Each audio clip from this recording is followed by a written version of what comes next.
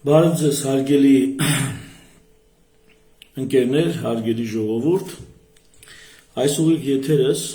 երկար էի հետաձգում, մտածում էի, որ դեռ ժամանակը չէ կամ չգիտեմ, օրակարգում այս հարցերը առանձնակի չեն քննարկվում, բայց երևի թե ժամանակն է սրա մասին խոսել, ու այս խոսքս ուղղված է լինելու բոլորին, ում հետաքրքրում է երկրի կառուցվածքը, ում հետաքրքրում է քաղաքական process-ները,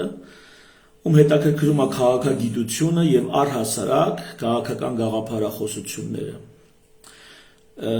Միանգամից ասեմ, որ գրեթե չկա մի քաղաքական ուժ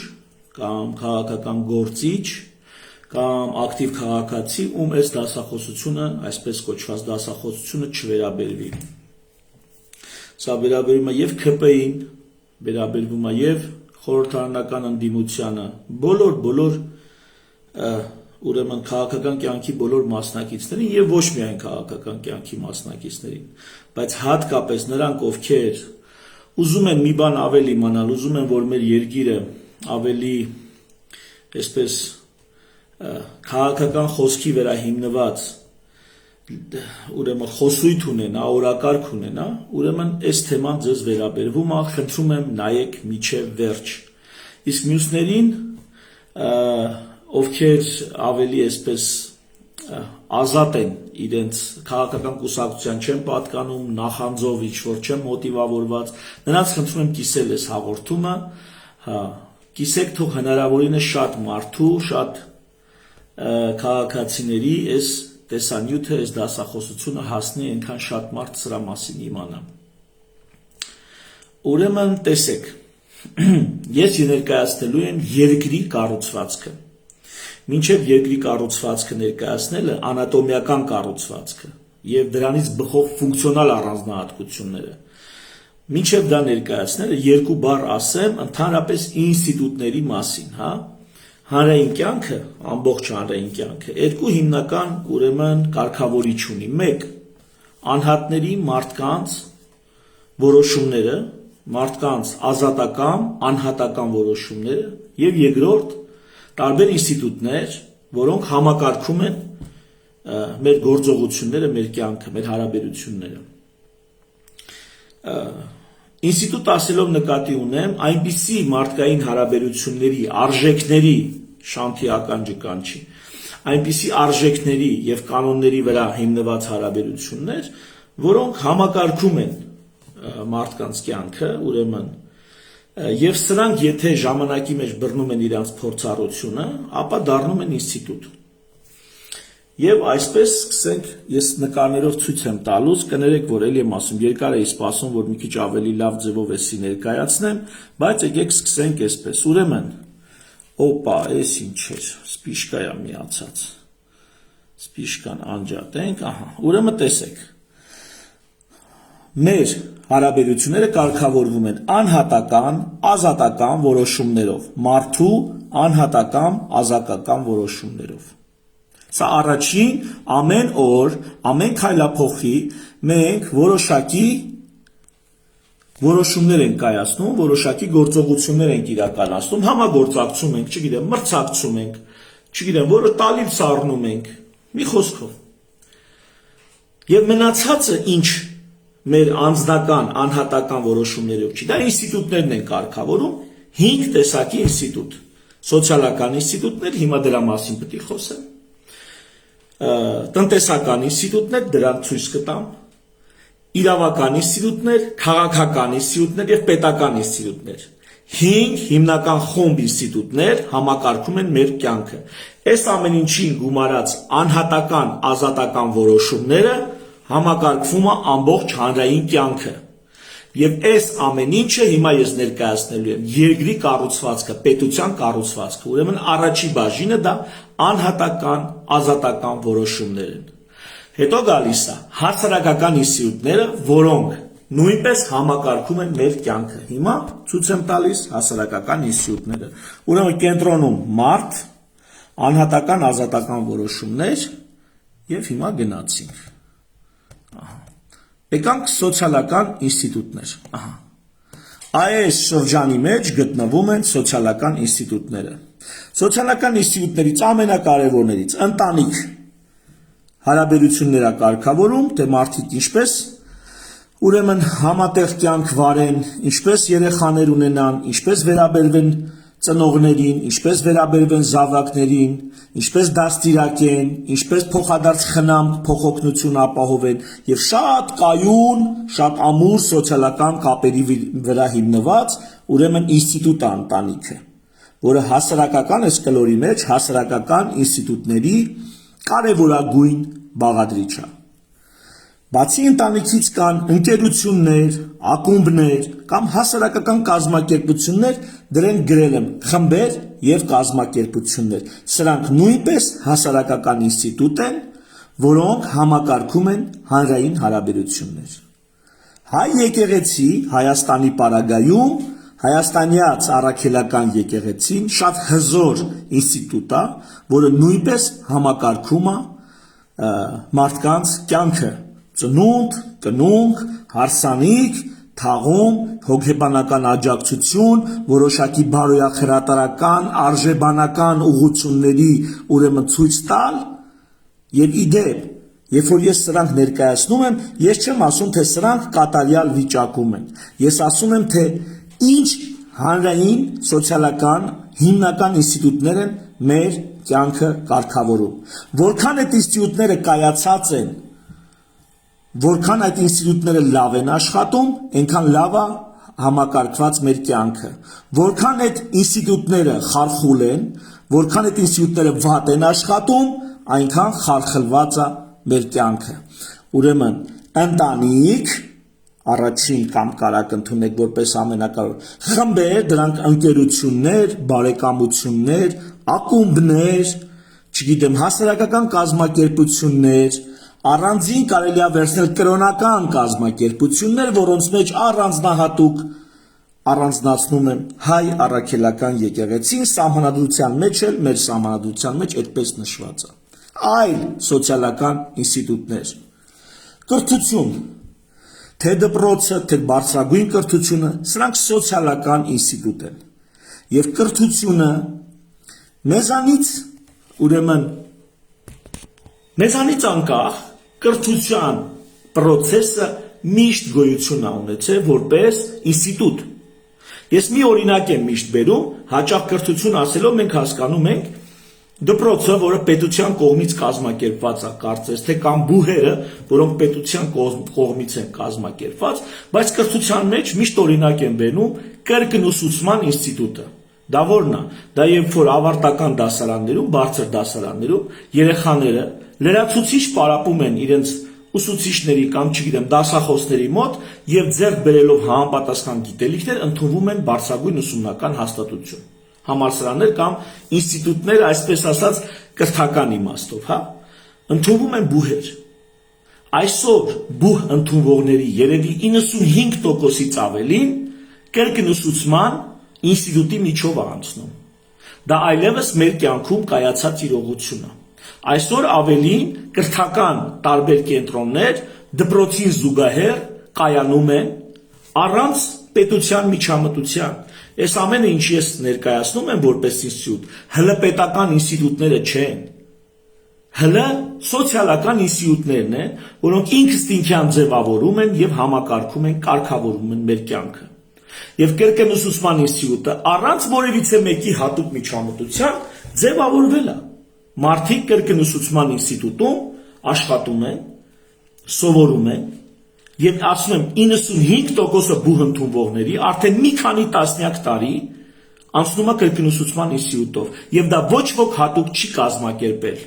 Դա ստեղծվել է ինքնստինքյան։ Լավագույն ճանապարհը գտնվել է ինքնստինքյան։ Իմ ընկերը մի լավ օրինակ բերեց, երբ որ ուզում էի բացատրել, թե որն է ինստիտուտը, ասեց, տես, ինքը լավ օրինակով բացատրեց, ասեց, անտառում ոչ ոք հատուկ ասֆալտապատում չի անում, ոչ ոք հատուկ ճանապարհ չի գցում, բայց երբ որ գնում ես անտառ, տենում ես ինչ որ մի ճանապարհ կա, ինչ որ մի արահետ կա, որով ավելի շատ են գնացել եկել։ Եվ դա ամենահարմար ճանապարհն է տվյալ տեղամասով, տվյալ հատվածով անցնելու։ Այսինքն մարդիկ, չգիտեմ, կենդանիները, գյուղացիները, փայտահատները, անասնապահները տարբեր ճանապարհներ են փորձել անտառի ինչ որ տեղամասով անցնելու համար, բայց որևիցե մի տեղամաս եղել է ամենից հարմարը։ Եվ երբ որ գնում ես, տեսնես այդ տեղով ամենաշատն են գնացել եկել, եւ ձևավորվել է ինքստինքյան ձևավորվել է արահետ։ Ահա այդ արահետը մարդկային կյանքում այն արահետը, այսպես ասած, ճակերտավոր, որը կարգավորում է մեր հարաբերությունները, հենց կոչվում է ինստիտուտ։ Տվյալ դեպքում խոսք է գնում սոցիալական ինստիտուտների մասին եւ կրթությունը առանձին։ Գիտությունը նույնպես սոցիալական ինստիտուտ է։ Առողջապահությունը նույնպես սոցիալական ինստիտուտ է։ Ուշադիր։ Շատ հիվանդանոցներ լավագույն որակի են հասել մասնավորի կողմից ուղղակի կազմակերպվելով, մարդկանց կողմից ուղղակի առանց ապահովագրության, առանց պետպատվերի ժողովուրդը հավաքվել է, խմբերը հավաքվել են, ընտանիքները հավաքվել են, գումար են տվել, փող են տվել եւ զարգացել է առողջապահություն։ Ինքստինքյան առանց հատուկ միջամտության, առանց հատուկ վերևից թելադրանքի։ Սոցիալական ապահովությունը, որը այսօրվա դրությամբ օրինակ պետության կողմից է արվում, բայց եղել է ժամանակներ, որ արվել է օրինակ եկեղեցու կողմից, կամ կան հիմա որոշակի ֆոնդեր, որտեղ մարդիկ բարեգործություն են անում, գումար են հատկացնում, հանգանակում են որոշակի գումար, եւ այդ գումարով օրինակ կարիքավոր երեխաների, չգիտեմ, ինչ որ բուժօգնություն է տրամադրվում կամ այլ տիպի ինչ որ սոցիալական ապահովություն է տրամադրվում, ոչ միայն երեխաների, մեծահասակների եւ այլն, սոցիալական ապահովությունը նույնպես հասարակական ինստիտուտ է։ Այստեղ ներքևում գրել եմ մամուլի մասին, ուշադրություն, հարգելի լրագրողներ, մամուլի մասին, որը մեզ մոտ բավականին լավ վիճակում է, բայց բավականին փչացած վիճակում է։ Ինչու է փչացած։ Դրեք H1-ի հյուրերին նայեք, տեսեք թե H1-ը, որը հանրային հեռուստատեսություն է, մասնավոր հեռուստատեսություն չի, տեսեք թե ում է հրավիրում հիմնականում, կտեսնեք մի քանի դեմքեր, ովքեր կամ լոյալ են գործող իշխանությունների նկատմամբ, կամ ովքեր գործող իշխանությունների համեմատ շատ ավելի վատն են, հիմնականում ժողովրդի պատկերացմամբ, հա։ Այսինքն այսօր H1-ում հյուր է լինում կամ նա, ում ֆոնին գործող իշխանությունները ավելի լավն են երևում, կամ նրանց են կանչում եթեր, կամ եթեր են կանչում նրանց, եթե խոսքը քաղաքական, սոցիալական բնույթի է, կամ նրանց են կանչում եթեր, ովքեր տվյալ այսօրվա գործող իշխանությունների նկատմամբ պրոբլեմ չեն ներկայացնում, հավակնություններ չունեն, լոյալ են այսօրվա իշխանությունների նկատմամբ։ Դա փչացած մամուլի, որպես հասարակական ինստիտուտ, փչացած մամուլի օրինակը։ Ու ինչքան փչացած է այդ համակարգը, այնքան պրոբլեմատիկ է մեր կյանքը, այնքան անորակ է մեր կյանքը։ Շարունակենք։ Ուրեմն մամուլը շատ կարևոր հասարակական ինստիտուտ է։ Տեղական ինքնակառավարումը, որը մինչև վերջերս պատկերացնում էինք որպես պետական կառավարում, այնինչ դա պետական չի։ Գյումրու ընտրությունները մեծ, այսպես փոփոխություն բերին այս պատկերացումների մեջ, տեղական ինքնակառավարումը դա հասարակական ինստիտուտ է, դա սոցիալական ինստիտուտ է։ Այսինքն գյուղապետեր, քաղաքապետեր, գյուղի կամ քաղաքի, ինչ որ համայնքի ավագանի, դա սոցիալական ինստիտուտ է։ Եվ որքանով դա կայացած է, այնքանով կայացած է մեր կյանքը, որքանով դա փչացած է, այնքանով փչացած է մեր կյանքը։ Ուրեմն այստեղ աշխարհազոր մեզ մոտ աշխարհազորը որպես ինստիտուտ կայացած չի, որպես հասարակական ինստիտուտ, բայց օրինակ Միացյալ Նահանգներում աշխարհազորը բավականին լավ կայացած ինստիտուտ է։ Սկանդինավյան որոշ երկրներում աշխարհազորը բավականին լավ կայացած ինստիտուտ է։ Կարծեմ Շվեյցարիայում աշխարհազորը էականորեն կայացած ինստիտուտ է, կարծեմ Շվեյցարիայում։ Այսինքն աշխարհազորը դա բանակը չի։ Դա իհարկե ռազմական ուժ է, զինված ուժ է, բայց դա բանակը չի, դա հասարակական ինստիտուտ է, քաղաքացիական անձինք, տարբեր մասնագիտությունների, տարին մի քանի անգամ հավաքվում են, վրանային ճամբարներ են հիմնում, զորավարժություններ են անցկացնում, ծանոթանում են, ընկերանում են, հարաբերություններ են ձևավորում, սոցիալական կապեր են ձևավորում, որպեսզի Աստված մի արած, պատերազմի ժամանակ, որպես մոբիլիզացիոն ռեսուրս, անտեր, անտիրական անօգնական բրախած չլինեն դաշտերը, ձորերը, սարերը, անտառները, այլ լինեն կազմակերպված, ինքնակառավարվող բանակի ենթակայության տակ։ Իսկ խաղաղ ժամանակ հասարակական կարգ են երբեմն պաշտպանում, օրինակ մեծ բանը, ասենք, օրինակ հեղաշրջման փորձի ժամանակ, աղետների ժամանակ օգնություն, կազմակերպված օգնություն են իրականացնում հանրությանը։ Հասարակական ինստիտուտը Հայաստանում կայացած չի, բայց աշխարհում կայացած է։ Եվ այս մի քանիսը, սա ամբողջ ցանկը չի իհարկե, բայց հիմքն է։ Ուրեմն հիմնական սոցիալական ինստիտուտները էլի եկեք անցնենք ուրեմն ընտանիք, խմբեր, կազմակերպություններ, կրոնական կազմակերպություններ Հայաստանում դրանցից ամենավաստակաշատը եւ ամենակարևորը հայ առաքելական եկեղեցի, կրթություն, գիտություն, առողջապահություն, սոցիալական ապահովություն, մամուլ, տեղական ինքնակառավարում, աշխարհազոր։ Սրանք հիմնական սոցիալական ինստիտուտներն են։ Այս ամենը լսելուց հետո անցնենք այլ ինստիտուտների, այդ այլ ինստիտուտների մեջ տնտեսական ինստիտուտները, հա։ Հիմա ես ուրեմն ցույց տամ տնտեսական ինստիտուտները։ Տնտեսական ինստիտուտները այստեղ իմ այսպես կոչված սխեմայի վրա, քարտեզի վրա, երկրի անատոմիան սխեմատիկ արտացոլող քարտեզի վրա, ուրեմն գտնվում է ուրեմն այս սեկտորում։ Սրանք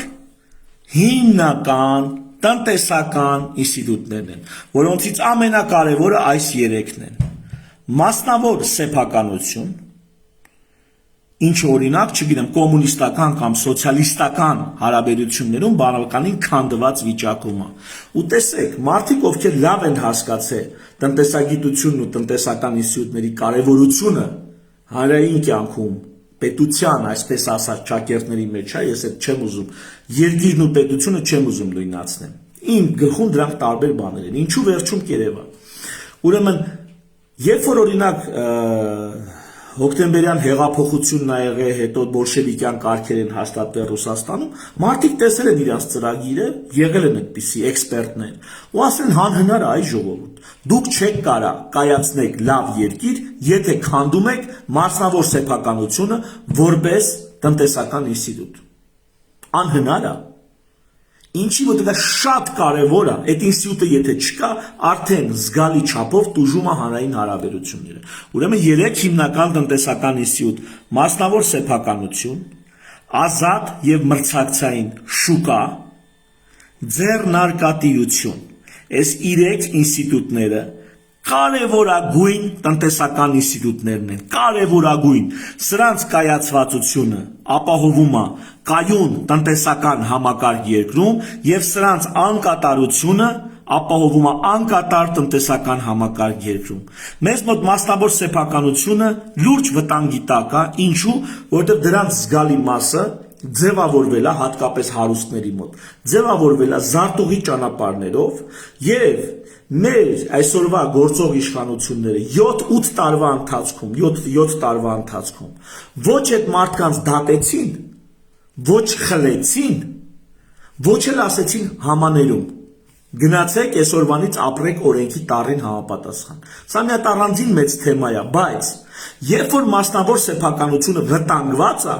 կապ չունի ինչ պատճառով, ինչքան վեն պատճառով կամ ինչքան այսպես կեղտոտ պատճառով, դա կապ չունի։ Երբ որ մասնավոր սեփականությունը վտանգված է, կոմոդ տնտեսական ինստիտուտներից կարևորագույններից մեկը արդեն վտանգված է, կոմոդ չի լինելու լավ տնտեսական համակարգ։ Ազատ եւ մրցակցային շուկա, առանձնել մեր շուկան փոքր է, բայց ազատ եւ մրցակցայինը արդյոք էականորեն ազատ ու մրցակցային է, բայց ոչ ամբողջությամբ, ստեղ էլ կան խնդիրներ։ Իսկ ձեռնարկատիրությունը ընդհանրապես մեր ժողովրդի համար ձեռնարկատիրությունը որպես ինստիտուտ մի տեսակ ամոթ բան է։ Ինչի մասին է դա նոր բիզնես հիմնելու, աշխատատեղեր ստեղծելու, նոր աշխատատեղեր բացելու մասին է։ Սա է ձեռնարկատիրություն։ Երբ որ մարդը մեկը ռիսկի ենթարկելով իր ֆինանսական միջոցները, իր ունեցվածքը կամ բանկից վարկ վերցնելով բիզնես է դնում։ Նա կարա հաջողի, կարա ձախողի։ Նույնիսկ տաքսիստը, որ վերցնում է մի մեքենա ու սկսում է ինքը իր համար աշխատատեղ ստեղծել, այսինքն ինքնազբաղությունը, սա ձեռնարկատիրություն ինստիտուտի մաս է։ Եվ եթե այս ինստիտուտը լավ է կայացած, ապա երկիրը ծաղկում է տնտեսական առումով։ Եթե այս ինստիտուտը վատ է կայացած, ապա տնտեսական առումով երկիրը չի կարող ծաղկի։ Մեզ մոտ ինչ են ասում, ասում է վերցել է ինքը հարուստ է, հələ այդ կեղտոտին նայի, հավաքել է 100 հոգի, ամեն մեկին այսքան աշխատավարձ է տալի, ամբողջ այդ բիզնեսի եկամուտը դնում է իր գրպանը։ Մեր ժողովուրդը սենց է նայում, չի ասում, այ մատես ինչ լավ է, էսի հարուստ է, աշխատատեղ է ստեղծել, գործ է ստեղծել, բիզնես է ստեղծել, մեզ էլ կանչել է, մենք այնտեղ աշխատում ենք, որտեղ չես ուզում մի գնա, այդ աշխատավարձը ցածր է, մի աշխատի։ Քեզ ոչ ոք չի զորով ծեծելով տարի այդ աշխատանքի, չես ուզում մի գնա ընկեր։ Ճիշտ է, մենք ուզում ենք, որ լինի բարձր աշխատավարձ եւ այլն, բայց ձեռնարկատիրոջը դու չես կարող հակառակը պահանջես։ Աշխատաշուկան ունի իր գները, աշխատաշուկայի գներին համապատասխան մարդը վճարում է։ Աշխատաշուկան ազատ եւ մրցակցային շուկան է, որը պետքա հարգել, պետքա կայացնել այդ ինստիտուտը, որպես տնտեսական ինստիտուտ։ Եվ այսպես, եթե մենք ձեռնարկատիրությունը որպես ինստիտուտ հարգենք, թույլ տանք, որ դա կայանա, կլինի միայն բոլորիս համար լավ, երկրի հանրային կյանքի համար լավ։ Այլ տնտեսական ինստիտուտներ, օրինակ, կենտրոնական բանկը, իհարկե սա պետական մարմին է, բայց ինֆլյացիայի կարգավորում, որոշակի վտանգներից շուկայի, չգիտեմ, ապահովում, որոշակի դեպքերում իրականացնում է։ Ընդհանրապես բանկային համակարգը, ապահովագրական համակարգը, այստեղ տեսեք պարտադիր չի, որ ինքը ամբողջությամբ լինի տնտեսական ինստիտուտի մաս, ինքը կարող լինի սոցիալական ինստիտուտի մաս, օրինակ ապահովագրական համակարգը, դա այստեղ սոցիալական ապահովության հետ ինչ որ ընդհանրություններ ունի, այնպես որ ապահովագրական համակարգը թե սոցիալական ինստիտուտ է, թե միևնույն ժամանակ տնտեսական ինստիտուտ է։ Ընդհանուր գանձարանը հարկեր, այսինքն միտեղ, այսպես ռուսերեն ավելի ժարգոնով կոչվում է общак, կամ, չգիտեմ, համայնքը ունենում է իր ընդհանուր գանձարանը, որտեղից տարբեր ֆոնդեր, որոնք էլի կարող լինեն ընդհանուր գանձարան, եւ վերջին հաշվով պետական գանձարանը կարող լինի ընդհանուր գանձարան, որտեղ բոլորը որոշակի գումար են տալիս, որոշակի չափով փող են տալիս, դրանց մեջ է նաեւ հարկերը, հա, դա կարող լինի հարկերի տեսքով, կարող լինի հանգանակությունների տեսքով, եւ այդ ընդհանուր գանձարանից այս բոլորի հարաբերությունները կարիքի դեպքում սպասարկվում են, կամ ոչ կարիքի դեպքում, ինչ որ ընդհանուր ծրագիր են իրականացնում, էլի ընդհանուր գանձարանից է գնում այդ գումարը։ Այսպիսով այս սեկտորում ես ցույց եմ տալիս հիմնական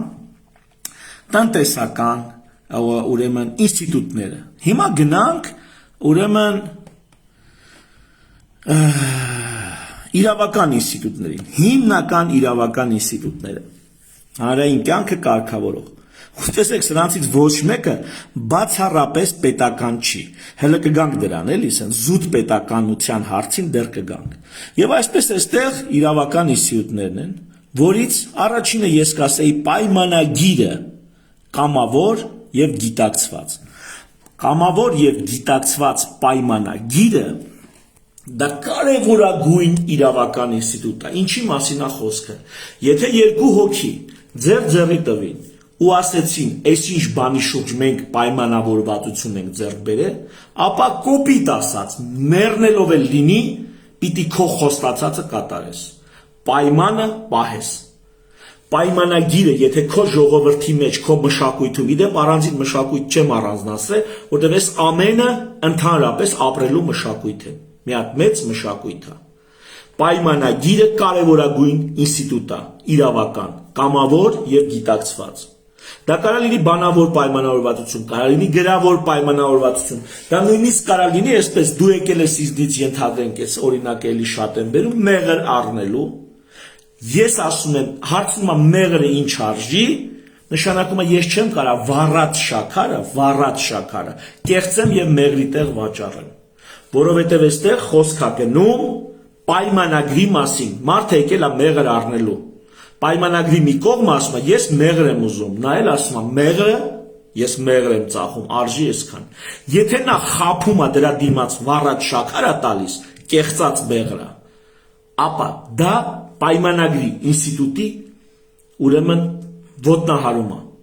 նա փչացնում է պայմանագրի ինստիտուտը, պայմանագրի ինստիտուտը հայ իրականության մեջ ապականված, պղծված վիճակում է։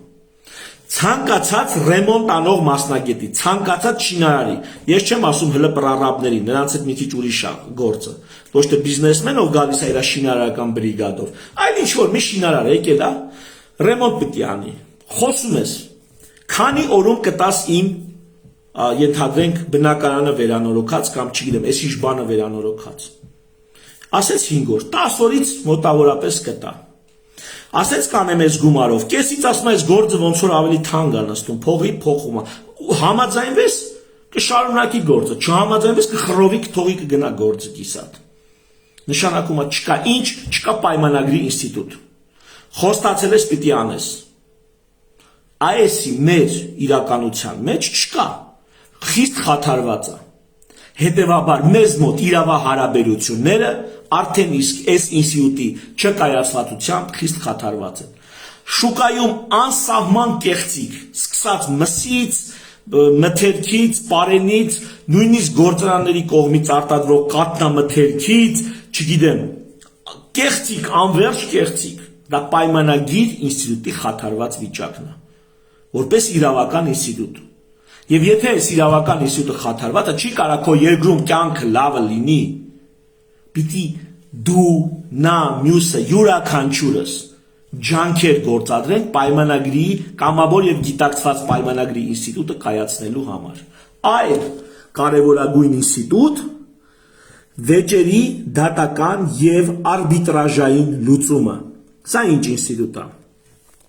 Սա երբ որ ունենք տարաձայնություն, ունենք վեճ, իրար հետ բանակցելով լեզու չենք գտնում, ընդհանուր հայտարարի չենք գալիս, դիմում ենք երրորդ կողմին, դատարանի կամ արբիտրաժային ինչ որ մի հոգու, որը արբիտրաժի դեր է խաղում։ Դա կարող լինի նույնիսկ տվյալ գերդաստանում ավագը, երկու հոգի, երկու հորեղբոր տղա վիճում են, լեզու չեն գտնում, դիմում են երրորդ կողմին։ Երրորդ կողմն էլ պարտավոր է որպես արբիտրաժ, չակերտավոր դատավոր, արդարամիտ լուծում տա այդ վեճին։ Եթե ժողովուրդը սովոր է արբիտրաժային կամ դատական կարգով վեճերի լուծման, իրավական այս ինստիտուտը կայացած է, այդ ժողովուրդը ծաղկում է։ Եթե ի վիճակի չի նման ճանապարհով վեճերը լուծել, ինչ է լինում դանակահարություն, սպանություն, խռովություն, իր գլուխը ջարդել, վեճեր խռովել, դեստրուկտիվ հարաբերություններ։ Հետևաբար կարևորագույն իրավական ինստիտուտը, որը պիտի կայացած լինի եւ այդ արբիտրաժի դատավորի կողմից կայացած եւ մարդկանց կողմից կայացած, ովքեր վեճը իրար գլուխ ջարդելու փոխարեն կդիմեն երրորդ կողմին, նույն օրինակ քրեական աշխարհում կա այդպիսի բան, դիմել երրորդ կողմին, որովհետեւ դա իրավական ինստիտուտ է, համայնքի իրավական ինստիտուտ է, անկախ նրանից դա փարավոնների Եգիպտոսն է, մի քրեական աշխարհի ինչ որ կոնֆլիկտ է, թե պետական կամ երկրի հետ տեղի ունեցող ինչ որ հարաբերություններ են, անկախ դրանից երրորդ կողմին դիմելը որպես վեճի կարգավորման մեխանիզմ իրավական կարևորագույն ինստիտուտ է։ Այլ իրավական կարևորագույն ինստիտուտ է մարդու իրավունքների պաշտպանությունը, հակակոռուպցիոն մշակույթը, սա առանձնահատուկ եմ նշել, որովհետև կոռուպցիայի դեմ պայքարը որոշումներով, հրամաններով, օրենքներով չի լինում։ Տվյալ համայնքը պետք է իր մեջ ունենա կոռուպցիայի նկատմամբ ատելություն, կոռուպցիայի նկատմամբ անհանդուրժողականություն։ Եթե տվյալ համայնքը սովոր է ծանոթ բարեկամ, ընկեր, աղբեր մեխանիզմներով, մաղարիչով բանով հարց լուծել, ոչ մի օրենք, որոշում, հրաման, ոստիկան, չգիտեմ ինչ, այս հարցը չի լուծի։ Ոչ մի վերևից եկող հրահանգ այս հարցը չի լուծի։ Պետք է ժողովուրդը կրի իր մեջ հակակոռուպցիոն մշակույթ։ Եվ ամենակարևոր, ուրեմն, իրավական ինստիտուտը դա սահմանադրությունն է։ Սահմանադրությունը այստեղ ընդգրկում է ամբողջ երկրի հարաբերությունները սրան դեռ կանրադառնամ, բայց ամենակարևոր ինստիտուտն է։ Բայց սահմանադրությունը ոչ միայն իրավական ինստիտուտ է, այլև քաղաքական ինստիտուտ է, այլև պետական ինստիտուտ է, եւ մնացած ինստիտուտներում տեղի ունեցող ուրեմն պրոցեսները այնուամենայնիվ համակարգվում են վերջին հաշվով հղում անելով սահմանադրությանը։ Սա շատ կարևոր, դրա համար սահմանադրությունը մի այսպես սահմանափակումով չեմ դրել, այլ ընդհանուր նա տարածվում է մնացած ուրեմն կյանքի մնացած ոլորտների վրա։ Երրորդ շատ կարևոր խումբը ինստիտուտների դա քաղաքական ինստիտուտներն են, այս սեկտորը։ Քաղաքական ինստիտուտների մեջ առանձնացնում եմ կարևորագույն 3 ինստիտուտ։ Կարևորագույն։ Այդ 3 ինստիտուտներից մեկը դա իշխանության հորիզոնական եւ ուղղահայաց ապակենտրոնացումն է։ Այսինքն իշխանության թևերի բաժանում եւ հորիզոնական եւ վերտիկալ։ Կենտրոնական իշխանություն, պերիֆերիկ իշխանություն կամ տեղական ինքնակառավարում, տեղական իշխանություն։ Կենտրոնական իշխանությունը իր հերթին կարա լինի գործադիր, օրենսդիր, դատական։ Սրան դեռ կանդրադառնանք։ Բայց եթե օրինակ մեր երկրում թղթի վրա գրած է, որ սա այսպես է, թղթի վրա, բայց չկա իշխանության հորիզոնական եւ ուղղահայաց իրական ապակենտրոնացում, որովհետեւ ինչ որ մեկի դեմքով, Նիկոլ Փաշինյանի դեմքով մի կուսակցություն, որտեղից գրեթե ոչ մեկի մենք չենք ճանաչում, իր ցուցակով, բացի Նիկոլից գրեթե ոչ մեկին նորմալ չենք ճանաչում։ Գալի մտնում են ազգային ժողով որպես մեծամասնություն, այսինքն վերցնում են օրենսդիր իշխանությունը։ Հետո իրանք իրանց միջից բնականաբար, քանի որ եկել են Նիկոլ Փաշինյանի դեմքով, Նիկոլ Փաշինյանին կարգում են վարչապետ։ Հետևաբար Նիկոլ Փաշինյանը իր թիմով, իր հետևից բերած ժողովրդով վերցնում է ոչ միայն գործադիր իշխանությունը ազգային ժողովը, այսինքն, այլ նաև օրենսդիր իշխանությունը, այսինքն ազգային ժողովը, այլև գործադիր իշխանությունը, կառավարությունը, վարչապետի աթոռը, ինքն իրենով նշանակում է մինիստրներ եւ այլ պաշտոնյաներ, ինքն իրենով վերահսկում է ամբողջ ուժային ապարատին եւ ինքը իր ազգային ժողովի հետ, որը նույնն է թե ինքը, նշանակում է դատավորներ կամ դատավորներին նշանակողներ եւ ազատում է դատավորներ կամ դատավորներին նշանակողներ։ Ինքը նշանակում է դատախազ,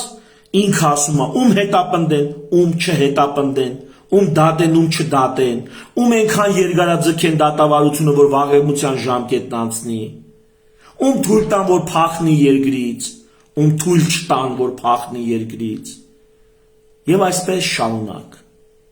Ինչպես կասեր Նիկոլ Փաշինյանը, եւ այսպես շարունակ։ Սա իշխանության հորիզոնական եւ ուղղահայաց ապակենտրոնացման բացակայությունը։ Կարևորագույն ինստիտուտ։ Հաջորդը կարևորագույն ինստիտուտներից եկեք սրա մասին խոսանք։ Ազատ, հաճախակի պարբերաբար ընտրություններ։ Ընտրությունները նույնպես քաղաքական կարևորագույն ինստիտուտ են։ Ու այս ինստիտուտը, ընտրությունների ինստիտուտը պետք է իրականանա ազատ, հաճախակի, հնարավոր է ամեն օր ընտրություն, ուրեմն ամեն օր ընտրություն, ոչ թե 5 տարին մեկ։ Բայց փորձը ցույց է տալիս, որ լավագույն հաճախությունը, հաճախականությունը հնարավոր 2-4 տարին մեկ ընտրություններն են։ Այսպիսի օրինակ կա Շվեյցարիայում, կա Միացյալ Նահանգներում, կա էլի շատ երկրներում։ Հատկապես Միացյալ Նահանգները, որոնք 3-ից 5 միլիոն բնակչության պայմաններում 2 տարի, 4 տարի ժամկետով ընտրություններ են իրականացել, ու սիստեմը համակարգը աշխատել է, համակարգը դարել է ինստիտուտ, աշխատում է այսօր, եւ նրանք ունեն 300 միլիոն բնակչություն։ 2 տարի ընտրություններ, 4 տարի ընտրություններ։ Ինչքան հնարավոր է հաճախ, որպեսզի տվյալ անձը չսերտաճի իր կառավարման պաշտոնի հետ, իրեն տրամադրված մանդատի հետ։ Եթե շատ լավ է իր գործն արե 2 տարի հետո օրինակ падգամավորին նորից կտան մանդատ, թող գնա եւս 2 տարի կառավարի։ Եթե նախագահը օրինակ շատ լավ է կառավարի, ապա 4 տարի հետո նրան նորից կտան մանդատ, թող գնա եւս 4 տարի կառավարի։ Բայց պետք է նախագահի համար, այսինքն գործադիր իշխանության ղեկավարի համար, որը մեր մոտ վարչապետն է, գործադիր իշխանության ղեկավարի համար 4 տարին մեկ պետք է ժողովրդից հարցնես, արդյոք շարունակի նա կառավարել թե ոչ, իսկ падգամավորի համար, առնվազն ազգային ժողովի падգամավորի համար 2 տարին մեկ պետք է հարցնես, արդյոք նա շարունակի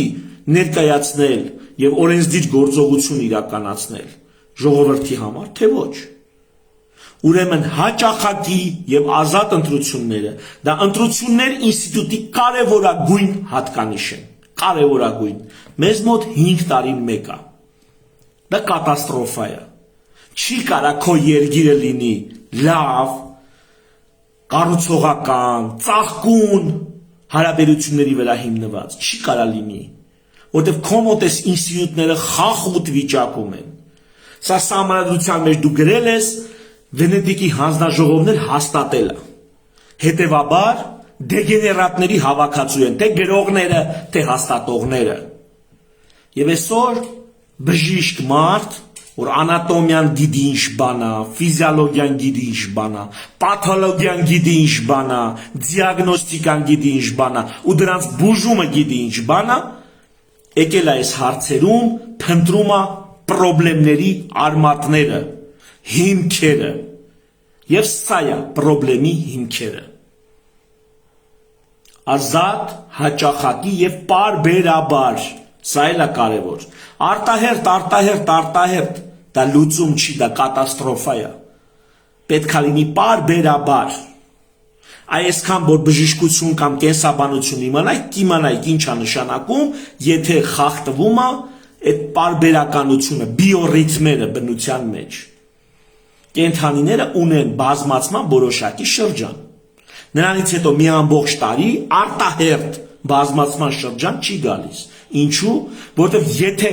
ռիթմից դուրս է գալիս, ապա սերունդները սատկում են։ Կոնֆլիկտները լինում են մի այնպիսի շրջանում, մրցակցությունը, որ պետք չի, թուլացնում է համայնքը, կենսունակության վրա է ազդում տեսակի։ Տվյալ դեպքում խոսքագնում քաղաքական տեսակի մասին։ Դա ազդելու է քաղաքական կենսունակության վրա։ Հետևաբար, ընտրություններ ինստիտուտը որպես կարևորագույն քաղաքական ինստիտուտ պետք է լինեն ազատ, այնքան հաճախակի, որ արդյունավետությունը չկորի, կառավարման արդյունավետությունը, եւ պարբերաբար։ Եվ այդ պարբերականությունը, ռիթմիկությունը պետք է պաշտպանել։ Եվ երրորդ կարևորագույն քաղաքական ինստիտուտը դա քաղաքական ազգն է։ Ինչ է նշանակում քաղաքական ազգ։ Սա նշանակում է պետականորեն կազմակերպված մի ժողովուրդ, որը մասնակցում է իրեն վերաբերվող քաղաքականությանը։ Ոչ թե նստում է տունը, ասում է ես ընտրությունների չեմ գնա, հարց չկա, չես գնա։ Ինչի չես գնա, որովհետև թեկնածու չկա արժանի, դու դիր քո թեկնածությունը, հավաքվի քո ընկերների հետ, դիր քո թեկնածությունը, ներկայացրու մարդկանց այլընտրանք, գրքեր կարդա, դասախոսություններ լսի, լուրերին հետևի, միջազգային փորձը ուսումնասիրի, կան բազմաթիվ մանավանդ անգլերեն լեզվով, ես օրինակ անգլերեն լեզվով, ռուսերեն Yandex-ով թարգմանված բազմաթիվ դասախոսություններ կան, որոնք շատ լավ երկար բարակ բացատրում են։ Այնպիսի բաներ են բացատրում, թե մի քիչ դու պետք է մտածես։ Ու վերջը գալիս ես այն եզրահանգման, թե որտեղ ինչն է սխալ։ Ընձուղտի անատոմիան, եթե չունեցավ տվյալ կենդանին, հա, կոգորդիլոսը չի կարա ընձուղտի պես բարձր ծառերի եւ վերևի ճյուղերից սնվի։ Կոգորդիլոսի անատոմիան ստեղծված է կոգորդիլոսի կենսակերպի համար։ Ընձուղտի անատոմիան ստեղծված է ընձուղտի կենսակերպի համար։ Հետևաբար այդ դեմոկրատական եք ուզում ասեք, չգիտեմ, հզոր երգիր եք ուզում ասեք, ինքնիշխան եք ուզում ասել, ինչ ուզում եք ասեք, դա անատոմիա պետք է ունենա որոշակի։ Եթե այդ համակարգը, որպես մեծ ինստիտուտ երկիրը, պետությունը, որպես մեծ հսկայական մի համակարգ ինստիտուտ չունի որոշակի կառուցվածք, նրանում եղած պուճուր ավելի փոքր ինստիտուտները համակարգերը չեն աշխատում լիարժեք որակով, չի լինելու լավ երկիր։ Ում ուզում եք հանեք պաշտոնից, ում ուզում եք դրեք դրա փոխարեն, ում ուզում եք, ոչինչ չի փոխվելու։ Համակարգային խնդիր սա է, համակարգային չի մեր խնդիրները, ինստիտուցիոնալ է մեր խնդիրները։ Արդեն 30 տարի խնդիրները շարունակվում են, ես ասել չէ, թե համակարգը սերնդների փոփոխության արդյունքում շարունակում է պահել իր կենսունակությունը, դա արդեն պարզապես համակարգ չի, դա ինստիտուտ է։ Հիմա մեր պարագայում պրոբլեմներն են ինստիտուցիոնալիզացված։ Կադրերը փոխվում են, պրոբլեմը չի փոխվում։ Հետևաբար դու ունես արդեն պրոբլեմի ինստիտուտ, ինչը պետք է քանդես, պետք է լուծես, լուծումների ինստիտուտ առաջարկելով։ Մի խոսքով, քաղաքական հիմնական 3 ինստիտուտները դա իշխանության հորիզոնական եւ ուղղահայաց ապակենտրոնացումն է, ազատ, հաճախակի եւ պարբերաբար ընտրություններն են եւ քաղաքական ազգն է։ Պարուր Հայրիկյանը եւ Գարեգին Միսկարյանը կասեին ինքնորոշված ազգը, կամ Մանվելը Սարգսյան կասեին ինքնորոշված ազգը, ինձ տենց է թվում, իրանք տենց կասեին։ Քաղաքական ազգն է։ Եվ այսքանից հետո, երբ որ այս բոլոր ինստիտուտները խոսացինք ու քննարկեցինք, նոր գալիս ենք պետական ինստիտուտներին։ Իսկ որոնք են պետական ինստիտուտները։ Այս սեկտորի մեջ էլ պետական ինստիտուտներն են, այն վերնագիրը հələ մի նայեք։ Եվ այսպես պարլամենտ, պետական ինստիտուտ, գերագույն խորհուրդ եւ ազգային ժողով, երկպալատ, պարլամենտ։ Ինչու երկպալատ, եթե հարցեր ունենաք սիրով կպատասխանեմ, բայց պարտադիր երկպալատ պարլամենտ։ Նախագահ, գործադիր եւ դատական իշխանություն։ Գերագույն դատարան, մեր դեպքում դա վճռաբեկն ու սահմանադրական դատարաններն են, երկու մասի է բաժանած, մի խոսքով գերագույն դատարան։ Ուրեմն հիմնական ինստիտուտները պարլամենտ, գործադիր իշխանություն եւ դատական իշխանություն։ Պլյուս իրավապահ համակարգ, ստեղ մտնում է ոստիկանությունը իր 100 ու մի այնտեղ տարբեր ուրեմն իրավապահ ծառայություններով, ԱԱԾ-ով, մյուսով եւ բանակ։ Այս 5 պետական հիմնական ինստիտուտներն են։ Պետական հիմնական ինստիտուտ չի առողջապահության նախարարությունը, պետական հիմնական ինստիտուտ չի կրթության նախարարությունը, պետական հիմնական ինստիտուտ չի ռեմոնտի նախարարությունը, ճանապարհների շինարարության նախարարությունը, պետական հիմնական ինստիտուտը պարլամենտ, ուրեմն գործադիր, դատական իշխանություն, իրավապահ համակարգ բանակ։ Պետության անելիքը սա է։ Օրենքներ գրել, կազմակերպել պետական մասշտաբով կյանքը, արտաքին հարաբերություններ, անվտանգություն, դատական իշխանություն եւ վերահսկել ներսում, որպեսզի դաղալություն օրինախախտում չլինի։ Պետական համակարգի ինստիտուտների գործը չի գնալ դպրոցում, կախիչները թափ տալ կամ ցնցուղը բանում լոգարանում վերցնել ինչ որ մարզասրահի եւ ստուգել արդյոք ցնցուղը էժանա թե թանկ,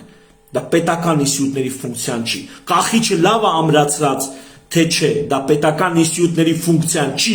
պետական ինստիտուտների ֆունկցիան երկրի սահմանների անձեռնմխելիությունը ապահովելն է, տարածքային ամբողջականությունը ապահովելն է,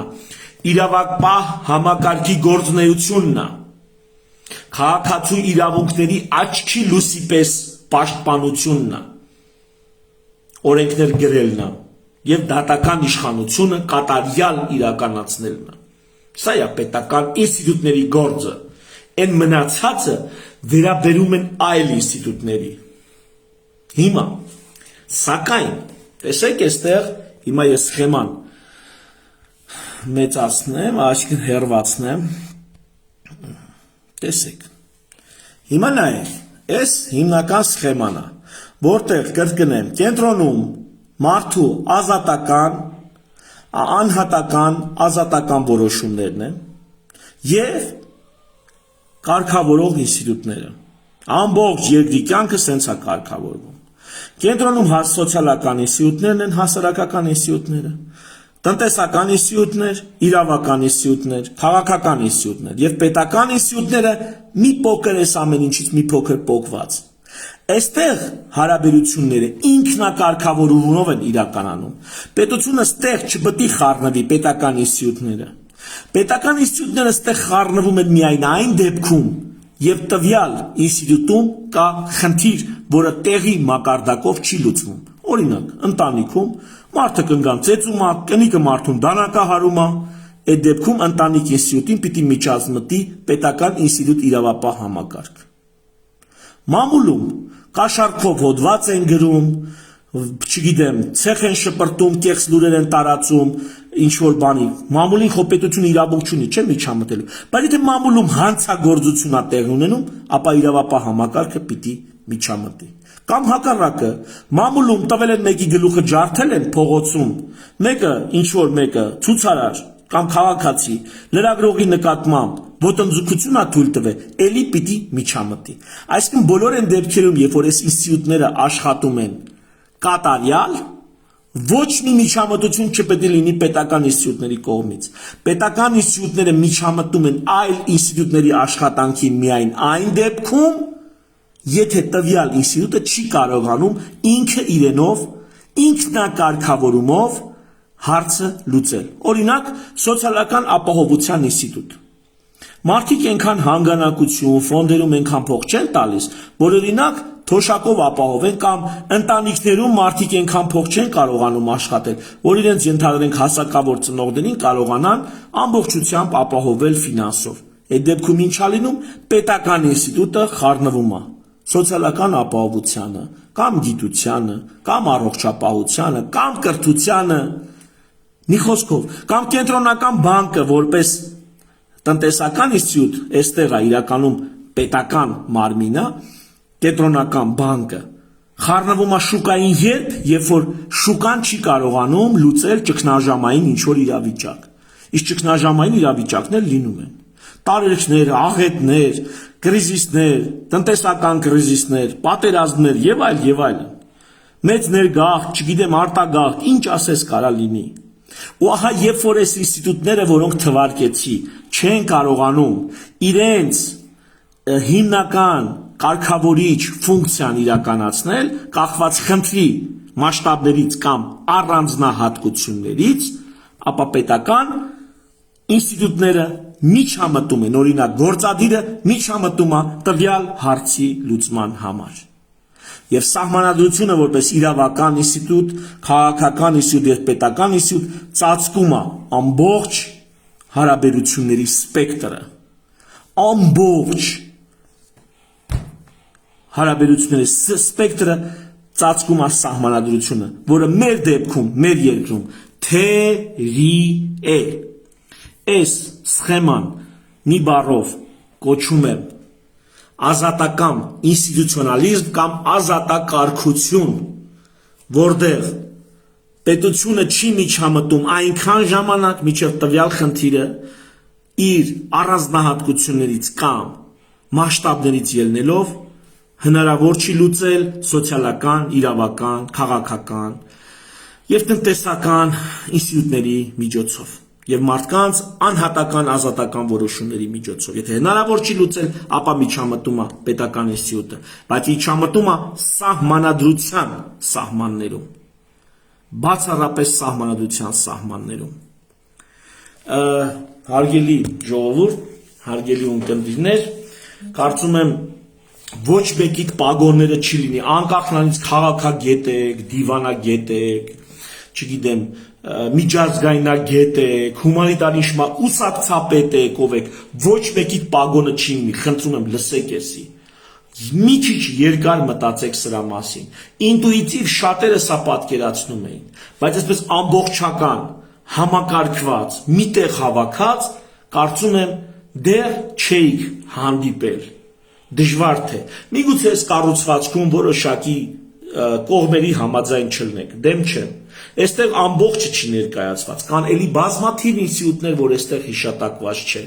բայց ես ուզում եմ, որպեսզի մենք հասկանանք, թե երկիրը ինչպես է իր հարցերը լուծում։ Եվ եթե որևիցե մի ինստիտուտում կա դեֆեկտ,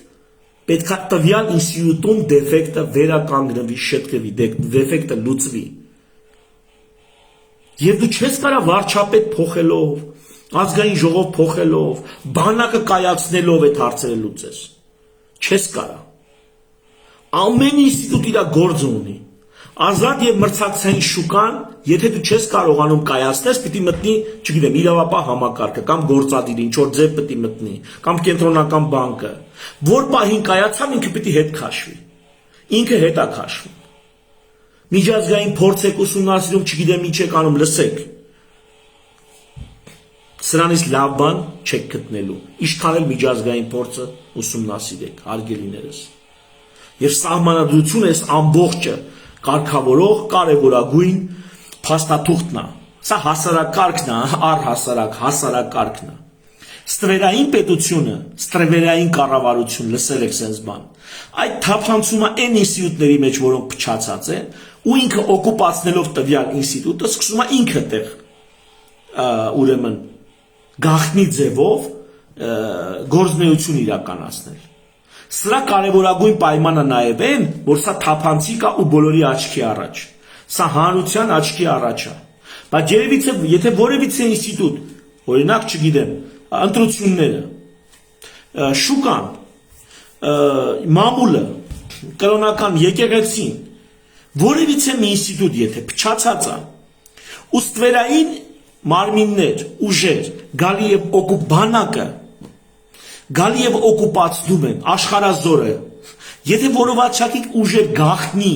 ստվերային ծածուկ գալի եւ օկուպացնում են գործունեություն իրականացնում են փչացած ինստիտուտում, դա կոչվում է ստվերային կառավարություն կամ ստվերային իշխանություն, ստվերային պետություն։ Այդ դա ստվերային պետությունն է։ Ստվերային պետությունից առաջ կա փչացած ինստիտուտ։ Հիմա մենք տեսեք, ամեն մեկը ձեր անալիզն արեք, վերլուծությունն արեք, թե որն է այստեղ սահմանադրությունից բռնած մեր մոտ փչացած է, եթե ուզում եք ճիշտ իմանալ։ Շատ ինստիտուտներ այստեղ մեր մոտ փչացած են։ Այս կամ այն չափով հիվանդ են։ Այս ինստիտուտները պետք է խելքի բերել։ Մինչև մենք այս ինստիտուտները խելքի չբերենք, օրինակ, բժշկական կազմակերպությունները, ասոցիացիաները ահռելի գործ ունեն առողջապահություն ինստիտուտը կարգի բերելու հարցում։ Բայց ինչ են անում։ Նստած մենք բժիշկներս ասում ենք դե առողջապահություն նախարարությունը թողեն անի, ոչ։ Առողջապահությունը դա նախ եւ առաջ սոցիալական ինստիտուտ է, պետական ինստիտուտ չի։ Պետությունը դե մասնակցում է այնքան, ինչքան տվյալ տեղում դու չես կարող այդ հարցը լուծես։ Բայց եկեք տեսնենք, մենք բժիշկներս փորձել ենք ու չի լուծվել։ Օրինակ, որակյալ բժշկություն լինի, գործելակարգերով, ուղեցույցերով աշխատեն, ապացուցողական բժշկության վրա հիմնված լինեն հետազոտություններն ու նշանակումները։ Հա, մենք դա արել ենք ու չի ստացվել։ Չէ, մենք դա էլ չենք արել։ Նույնը գյուղատնտեսության մեջ կարելի է ասել, նույնը արտադրության մեջ կարելի է ասել, նույնը IT-ի մեջ տեղեկատվական տեխնոլոգիաների մեջ կարելի է ասել։ Մենք այդ սովետական փդած մոտեցումով գալիս ենք, իսկ որն է սովետական փդած մոտեցումը, որ այս բոլոր ինստիտուտները ինքնահոսի սենց, ինչքանով կաշխատեն, թողա մնացածը պետությունը անի։ Չէ, այ ընկեր։ Դու պիտի անես։ Դուք պիտի անեք։ Կախված նրանից, թե որ ինստիտուտում է ձեր հիմնական գործունեությունը։ Մեկի հիմնական գործունեությունը սոցիալական ինստիտուտներում է, մեկինը տնտեսական ինստիտուտներում է, մեկինը քաղաքական, մեկինը իրավական։ Գնացեք եւ ամեն մեկը ձեր տեղում ձեր անելիքն արեք։ Այնքան լավ արեք, որ պետության միջամտության կարիքը չլինի։ Եվ եթե դուք տեսնում եք, որ երգիրը երգիր չի, կամ եթե տեսնում եք, որ էշի երգիր է, ուրեմն իմացեք, դա չի վերաբերվում միայն պետական ինստիտուտներին։ Այդ պետական ինստիտուտներից կրկնում եմ, միայն մեկն է, գործադիրի ինստիտուտն է, որ Նիկոլն է նստած։ Եվ պարլամենտում էլ նստած են Նիկոլի ցուցակով եւ Քոչարյանի ու Սերժի ցուցակով։ Բայց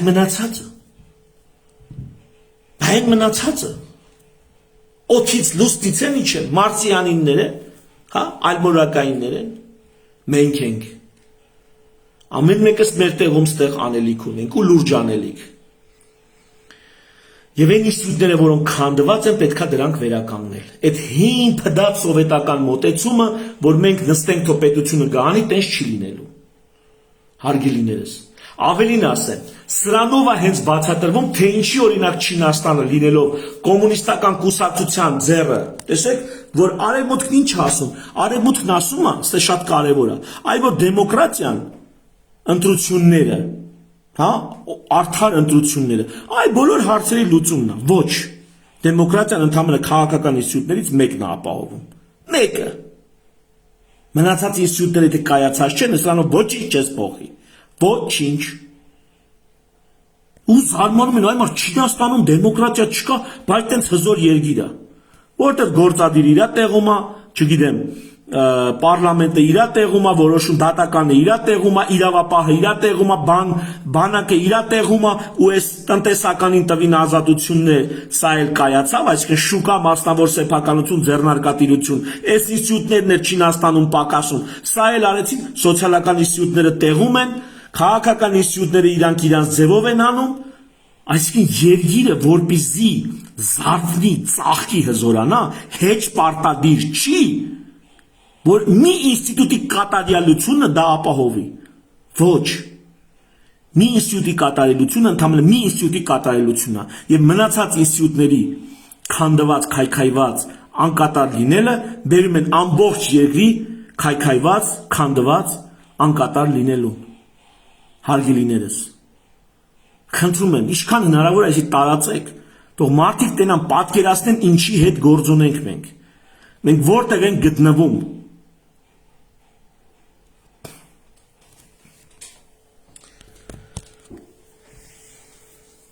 Թերևս այսքանը, սա երկար մտածված, շատ երկար մտածված, մի կարելի ասել գաղափարախոսություն, որի անունը ես կդնեի ազատակարգություն, այսինքն ազատությունը որոշակի կարգ, որոշակի համակարգերում, երբ ամբողջ կյանքը համակարգվում է մեր ազատ որոշումներով, գործողություններով, բայց շատ բան էլ որոշվում է ինստիտուտներով։ Մենք չենք գալիս օրինակ ազատորեն որոշում, ամուսնանամ մի հոգու հետ միաժամանակ թե 5 հոգու հետ միաժամանակ, կա ընտանիք ինստիտուտ, այր ու կին, ընտանիք ինստիտուտը որոշել է, մի հոգին մի հոգու հետ ամուսնանում, դա մենք չենք որոշում, դա ինստիտուտը որոշել է մեր փոխարեն, մեզի ընդհանրում մնում է որոշել ում հետ ամուսնանալ, հասկանում եք, սա է ինստիտուտը, ահռելի քանակ գործողությունների մենք անում ենք, ոչ թե որ մենք դա որոշում ենք այդպես անել, այլ որպես այդպեսին է մեզ, այդպես է համակարգում, այդպես է մեզ ուղղորդում, կյանքը, ինստիտուտները, եւ ինչքան սրանք կայացած են երկրում, այնքան երկիրը հզոր է։ Թերևս այսքանը, շնորհակալ եմ ուշադրության համար, կրկնում եմ խնդրանքս, տարածեք, ինչքան հնարավոր է շատ ակտիվ քաղաքացիներ շատ տեսնեն, սա տեսնեն, ինչքան հնարավոր է շատ քաղաքական գործիչներ սա տեսնեն։ Շնորհակալություն ուշադրության համար, ցտեսություն։